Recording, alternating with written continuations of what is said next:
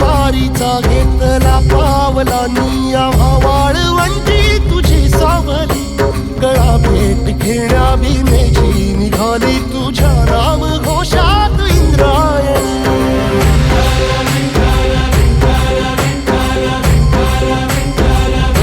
भिडे आसमंती ध्वजा वैष्णवांची उभी पंढरी आज नानावली तुझे नाव ओठी तुझे रूप ध्यानी जीवाला तुझी आस गाला गली